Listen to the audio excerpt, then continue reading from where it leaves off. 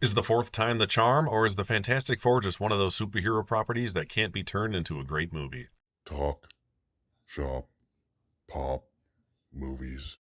I'm just going to give you the IMDb plot gist of this movie as to not spoil anything if I can help it. It's set against the backdrop of a retro futuristic 60s world where the Fantastic Four need to balance their family life with their superpowers. They're forced to defend themselves from Galactus and his Herald the Silver Surfer. Galactus's plan is to devour Earth and everyone on it, so the Fantastic Four have to figure out a way to save themselves and Earth, and halfway into the movie, it gets very, very personal. Overall, I'd say this film has far and away the best representations of these characters that have ever been in any movie. They feel like actual family, unlike the 2015 Fanforstic, which they just seemed like people who met each other during the movie. But we'll get into that when I do my ranking of all the films, having just finally watched Fan Four Stick a couple days ago in preparation. But that's their whole deal. They are Marvel's first family, so it's nice to see that camaraderie throughout in different ways, not just messing with each other, but also just kind of knowing what everyone's thinking before they say it. It's kind of a nice touch this film has, I thought. The cast is very good, I thought. Pedro Pascal's Reed Richards, Mr. Fantastic. He's very likable. I always like Pedro. He is the smartest man in the world. And FYI, the second smartest man in the world is Doctor Doom. He does a great job of showing that his genius can be a blessing and a curse due to him always knowing the right thing to do, despite knowing full well before anyone else that it could potentially harm, potentially, I said potentially a lot, someone that he loves, including his family. Vanessa Kirby playing Sue Storm, the Invisible Woman, is extremely passionate about her family, and she doesn't mind giving Reed the business, which I always like to see in movies like this. The best thing about her character in this movie, I thought, was, to me anyways, was throughout the film, progressively, as the movie goes on, that the Thing is not the strongest member of the Fantastic Four, which is what you would think. It is actually Sue Storm, the Invisible Woman, and they do a great job showing how powerful she can really be. Because in reality, well, in reality, as in the comics, she is one of the most powerful characters in the Marvel universe. Ebon Moss-Bachrach as Ben Grimm, the Thing, is a very sweet but sort of lonely, depressed character due to his transformation. It's been 4 years, like I said, since they have become the Fantastic Four in this film. They go through all that in a little quick origin story, which was cleverly just kind of shoved into a TV intro. I like the way they did that because we don't need to see the whole thing again for the fourth time, thank God. But he's a very morose character, but he's still like very nice and kind to everyone around him. He gets into scuffs with Johnny like he does in the comics, which is great. And he, I think, more than anyone else in the family, knows them the best individually, and he kind of knows what everyone's thinking before they say it, and that comes through in the film multiple times, which I thought was nice. And he's adorable. I always thought the Thing was adorable. Like I said, his banter with Johnny is great. Joseph Quinn as Johnny Storm, the Human Torch.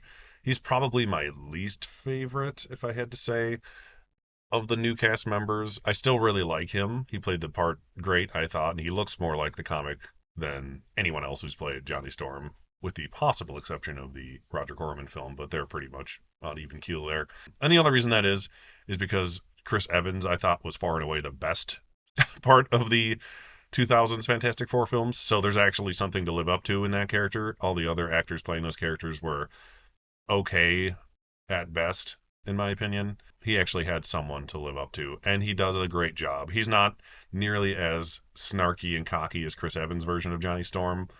He's a much more relatable person, but he still does give that cocky boy personality throughout, but not to the point where it's like obnoxious like Chris Evans would be.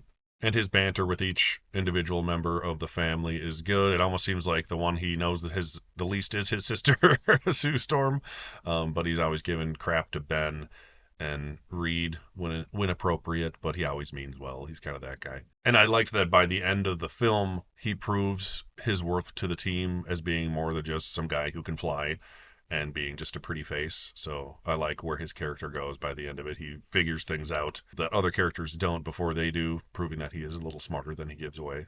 Julia Gunner's Shalabal, Silver Surfer character, who is a different character the Norrin Rad Silver Surfer, so it's not bad that it is a woman playing the Silver Surfer. So everyone can shut the fuck up about complaining about it, if you still are. She's very interesting, and they do a great job explaining how she became Galactus's herald and why. They show a little backstory for her, so you do get to see actual Julia Garner just for a little bit before she becomes the Silver Surfer. And I thought they gave her a good amount of development given her limited screen time, and she does some cool stuff in this movie. I like the Silver Surfer character a lot. I'm hoping they do bring a Norrin Rad Silver Surfer into the 616 MCU, since this is the 828 planet or universe MCU, where the Fantastic Four are the only superheroes as far as they know. And last of all, Ralph Ineson's Galactus is glorious. He has an amazing voice for it. It is about as perfect as it can be, primarily because he is a planet devouring space god with the power cosmic and not a cloud. And I have to mention Herbie because he's freaking adorable. It's nice that Wally is still getting work in Hollywood. He's very Wally. I love it. And I love that his face, his reel to reel eyes, are like hexagonal VHS tapes. They kind of show throughout the movie. But he is a wonderful little side character to have in the movie who doesn't take away spotlight from anyone else, but he's always helpful when he's there. And while the actors are all great and they all work together very well, like I said, they feel like a real family in this one, which is great to have in Marvel's first family. I'd say there are two real stars of the film. The first is the amazing, amazing, amazing retro futuristic 60s production design, which is done by Kazra Farahani, who worked on the Loki television show, and it shows. That show also had a very retro futuristic design to it, and it's like the same kind of ideas, but much lighter in tone to like the nth degree. And I know there's often genre bias when it comes to superhero movies and the Oscars, but it would be a legitimate like crime if this movie doesn't get at least a nomination for production design, because there's an insane amount of detail in the practical sets especially, and even like the digital sets like the cityscapes and the extended backgrounds, things like that. There's so many little touches and details, but just the practical sets and like their Baxter building house and kitchen, the little things like that, they're inside of their spaceship, are absolutely gorgeous. I love the spherical tube television sets, all that kind of stuff. It's just amazing. It looks very lived in. It doesn't seem fake. It's kind of like how Star Wars was good in that way, where it seems like a lived in universe and not so much a fake universe made just for the movie. And the second star of the film, I would say, is Michael Giacchino's fantastic, of course I have to say it at least once on accident or on purpose, I don't even know at this point, score for the movie. I would say it stands out more than about 90% of other MCU scores. And he's an amazing composer. He's been doing great work for decades now. It is very cheesy in a good way when it needs to be, and very intense when it needs to be. I just thought it was beautiful throughout. It's one of the few Marvel scores that I actually noticed while I was watching the movie, so I think I'll just notice it more and more the more I watch it. And this music in the trailers, the Fantastic Four, that is actually part of the score for the movie, and it's like that kind of corny in a good way I was talking about. But yeah, I thought the production design and the score were the best craft things about the film. I didn't write down any notes about the visual effects, but I'll just throw some in here. Overall, they're fantastic. Um, the worst thing in the whole movie, I would say, is when the thing is carrying around someone. Well, they say it in the trailers. She's pregnant. They have a baby. That's the biggest thing, spoiler wise, I'll give you. But the thing is carrying it around sometimes, and it looks really badly. Like, I don't know if it's blue screened or the baby's also CG, but it just doesn't mesh well. Specifically when the thing is carrying him around, where I was like, oh god, it like took me out for a second. But other than that, I'd say everything else looks about as realistic as you can get in a movie in a movie in this universe. Their powers look great. Sue Storm's invisible force fields and stuff look awesome. They actually did that practically in some shots where they used lens to refract light in interesting ways, which was cool. Johnny Storm looks great. He's probably the one character in every single Fantastic Four movie that actually looked really good, I thought, and he still looks good here. He looks less CG fire and more like the actor who happens to be on fire, if that makes sense. But it looks very good. Galactus looks amazing. The Thing looks perfect. And everyone was kind of complaining that they wanted the Michael Chiklis practical thing back, but they kind of forget that it doesn't look very good. This one is perfect. It looks just like the 1994 practical suit, which looked like the comic, but it looks good because it's got $100 million more pumped into it, and it's CG like 2015, except it actually looks like the Thing, and he's got the great personality like Michael Chiklis's Thing, except way better, and he's also the right scale and size of the character, unlike Michael Chiklis, who's like the same height or shorter than some of the other actors, which was always off-putting to me. I can never imagine Michael Chiklis's Thing fighting the Hulk. I can see this Thing fighting the Hulk, which I hope happens in Doomsday or Secret War, just to get my fanboy jollies off. It's a pretty good sign when I could say my least favorite thing in the movie is when the Thing is carrying a baby, because it looks a little wonky. But I thought Galactus and Silver Surfer looks amazing as well. You can see the reflections of the other actors in her eyes and face. The space travel stuff is awesome. I'll say that. There's some interstellar quality space travel black hole stuff going on in this movie. It doesn't shy away from the weirdness. I like that. But as a lifelong superhero guy, this movie is indeed fantastic for many reasons, specifically for finally turning Marvel's first family into a great movie going experience. It only took, 64 years.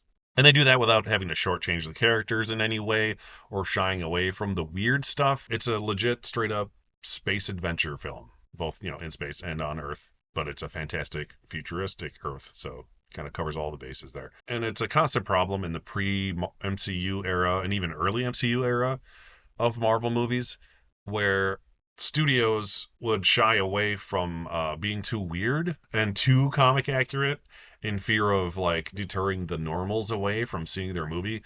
But the result of that is all it does is it ends up insulting the audience, both the real audience of Marvel fans and the audience that actually go see the movie.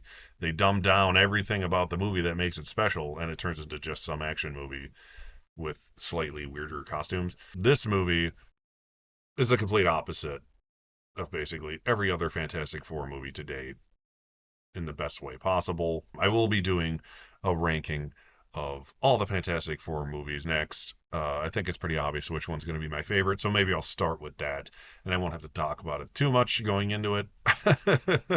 But it'll still be fun to talk about all 5 of these movies. Turns out it was true. Fourth time is the charm. I highly recommend going to see Fantastic Four, even if you're just a sci-fi fan and not so much of a Marvel fan. I think you'll get something fun out of this movie. It is fun. Fantastic Four. There's my corny tagline. What did you think of Fantastic Four if you've had a chance to see it? It's the kickoff of Phase 6 going into Doomsday. You may or may not get some hints of Doctor Doom in this movie.